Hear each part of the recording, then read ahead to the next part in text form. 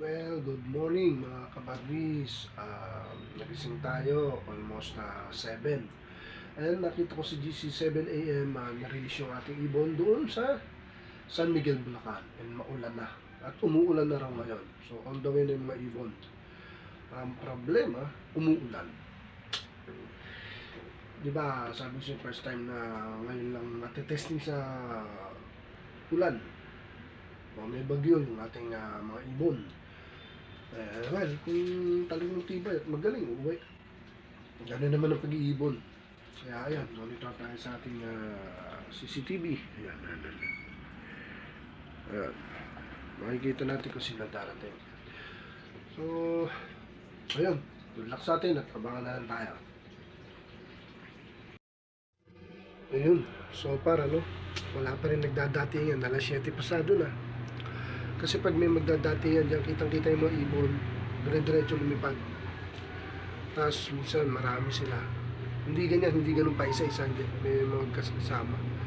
Pero yung mga ganitong sistema parating na yan. Ito, wala ito, mga nagpaparonda lang yan. Ay, niintay nila yung kasama nila kasi pagdating ng mga kasama nila, tsaka ko sila pakakainin para sabay-sabay sila. Para fair naman, di ba?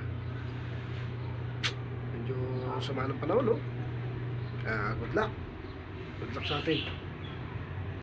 Grabe, wala pa rin nagdadatingan. Nagugutom na ako. Nauna pa itong kalapati dito kasi kumain ako, no? Wala naman ako makakain. So, wala pa rin nagdadatingan. Hindi, abang pa tayo. Sakto sa yung mga nababasa ko sa GC namin. Until now, 7:59 na, wala pa nakakarating kahit isa. Nare-comment pa nga, ubos daw ang ibon. First time ko kasi magkarga ng ganito ng mga may bagyo. Sana lang maka-uwi. Yun na lang ang panalangin ko. Kasi tinataboy yung mga ibon sa ibang direksyon dahil nga may bagyo. Hindi sila diretsong lumilipad kung saan nila gustong lumipad. Kasi may sensor sila, di ba? Alam nila kung saan sila pupunta. Kaya lang, kung malakas ang hangin, gusto man nilang punta doon sa pupuntahan nila, ililipad naman sila na hangin sa iba. May iba yung direksyon. Ito, palakasan to, patibayan to. Good luck sa mga ibon ko. At sana makauwi yung tatlo. Abang pa tayo.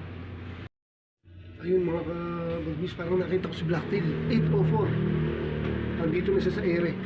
Parang siya yun, alam ko ibon ko. Mukhang sabay si Blacktail at si Grisel. Tingnan natin kasi hindi ko makita dito, pero sa ere kita ko silang dalawa yun.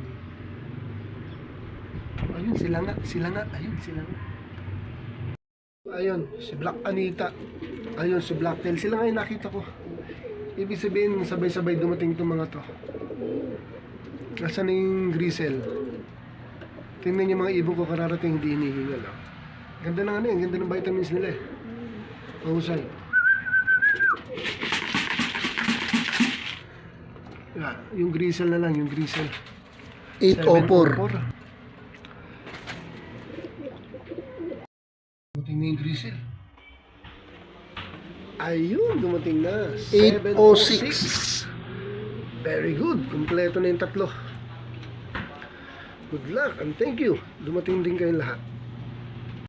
Ayun, masaya ako dahil San Miguel, Bulacan to. Tapos may bagyo pa, di ba? Magaling.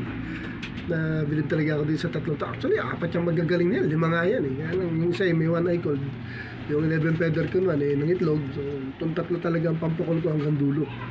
Good luck sa inyo at good luck sa atin. Okay?